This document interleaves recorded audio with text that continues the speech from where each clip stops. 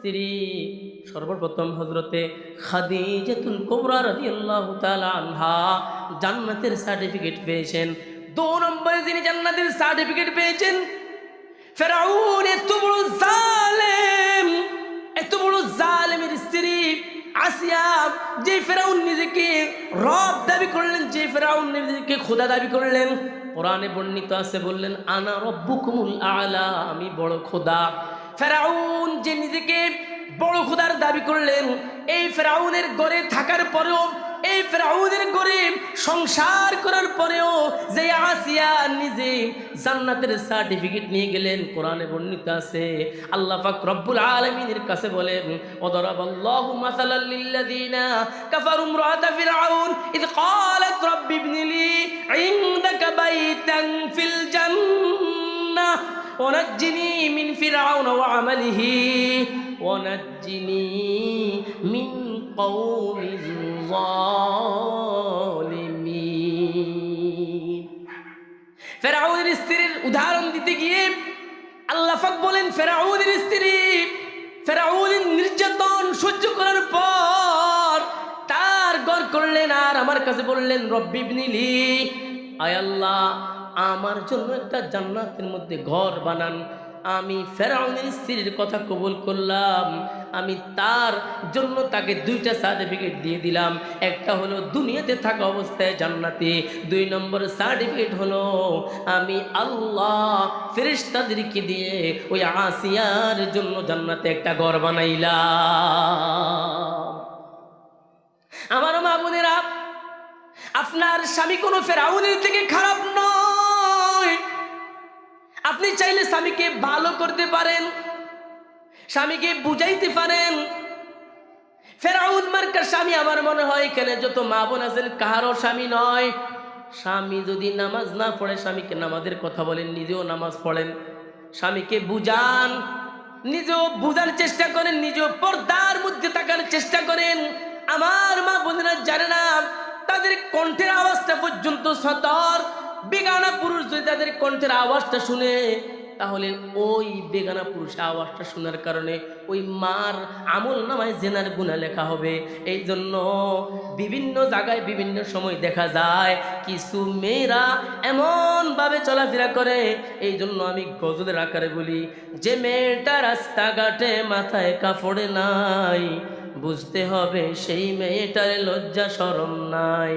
যেই মেয়েটা রাস্তাঘাটে মাথায় কাপড় নাই, বুঝতে হবে সেই মেয়েটার লজ্জা শরম নাই।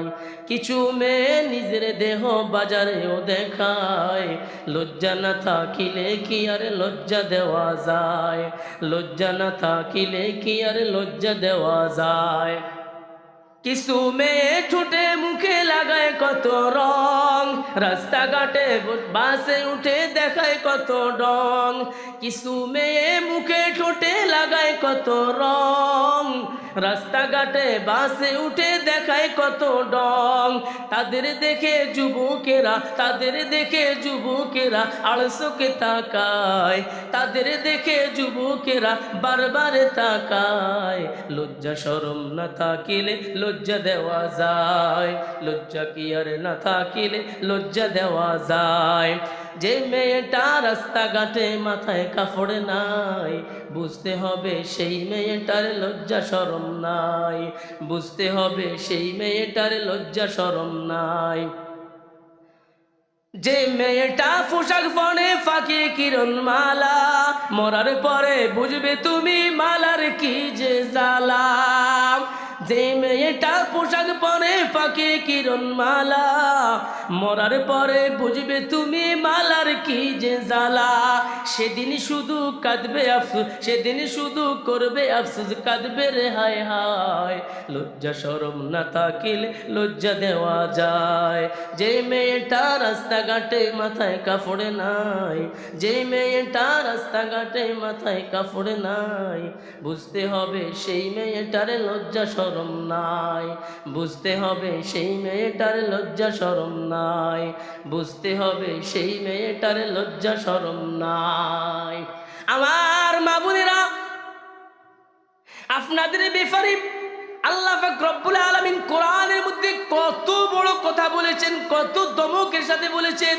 আল্লাহ পাক বলে যে মহিলাটা দাইয়ুস হবে, যে মহিলাটা বেপরদায় চলাফেরা করবে, আল্লাহ পাক বলেন হাত্তা ইয়ালিজাল জামালু ফি সাম্মিল খিয়াত। যে মহিলাটা দাইয়ুস হবে, যে মহিলাটা বেপরদায় চলবে, তার গঠন, তার দেহ, তার আওয়াজ, তার চেহারা, তার সুরত বিভিন্ন বেগানা পুরুষদেরকে দেখাইবে। আল্লাহ পাক বলেন হাত্তা ইয়ালিজাল জামাল, শরীর ছিদ্র দিয়ে যেরকম প্রবেশ করা সম্ভব নয়, এইরকম ওই দাইয়ুস মহিলাও জীবনে কোনো দিন আমি আল্লাহর জান্নাতে প্রবেশ করবে না।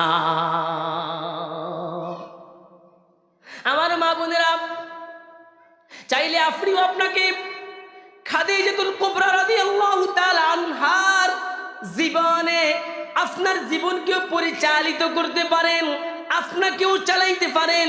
খাদিজাতুল কুবরা রাদিয়াল্লাহু তাআলা আনহা কেমন নারী ছিলেন, কেমন নারী ছিলেন, কেমন নারী ছিলেন, কেমন পর্দাশীল নারী ছিলেন। খাদিজাতুল কুবরা রাদিয়াল্লাহু তাআলা আনহার ইন্তেকালের পর আল্লাহর পয়গম্বর একদিন গুনগুন গুনগুন করে কাঁদতেছে। আম্মাদান আয়েশা দেখার পর রাসূলকে বলতেছেন, ইয়া রাসূলুল্লাহ, কেন আপনি গুনগুন গুনগুন করে কাঁদেন? আল্লাহর পয়গম্বর বলেন, খাদিজা, আল্লাহর পয়গম্বর বলেন, ও আয়েশা শোনো, হঠাৎ করে আমার স্ত্রী খাদিজার কথা আমার মনে পড়ে গেল। ওরে আয়েশা শোনো, আমার খাদিজা যদি দুনিয়ার জমিনে জীবিত থাকতো, ও আয়েশা, আমি রাসূলুল্লাহ জীবনে আর দ্বিতীয় বিয়ে করতাম না। আমার খাদিজার কথা আমার মনে পড়িয়া গেল।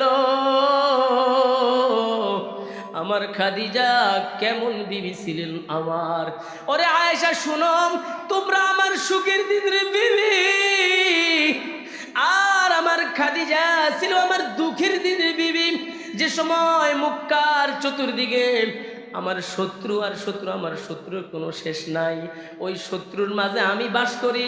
আমার আপন চাচারাও আমার শত্রু, আমার ফ্যামিলির লোকেরাও আমার শত্রু, আমি শত্রুর মাঝে বাস করি।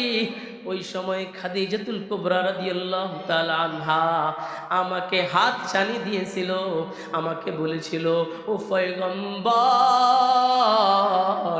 দুনিয়ার সবাই আপনাকে পর করতে পারে, আমি ওয়াদা দিলাম আমি খাদিজা নিঃশ্বাস থাকার 1 মিনিট আগেও আপনাকে পর করব না। আমার মা বোনেরা, দেখা যায় সামান্য একটু কথার কাটাকাটি হইলেই বলে, তুমি তোমার নিয়ে আলাদা থাকো, আমি আমার নিয়ে আলাদা থাকবো। ওই স্বামী 3 দিন উপবাস থাকতে হয়, 2 দিন হোটেলে খাইতে হয়। কেন আপনি এই রকম করবেন? আপনার জীবনটাকেও তো আপনি চাইলে খাদিজাতুল কুবরা রাদিয়াল্লাহু তাআলা আনহার জীবনের মতো করতে পারেন। আমার অনুরোধ থাকবে, আপনার জীবনটাকে আপনি পরিবর্তন করেন। খাদিজাতুল কুবরা রাদিয়াল্লাহু তাআলা আনহা রাসূলের মনকে কিভাবে আকৃষ্ট করেছেন, রাসূলের মনকে কিভাবে আকৃষ্ট করেছেন। খাদিজাতুল কুবরা রাদিয়াল্লাহু তাআলা আনহা বলেন, ও পয়গম্বর, ও রাসূল,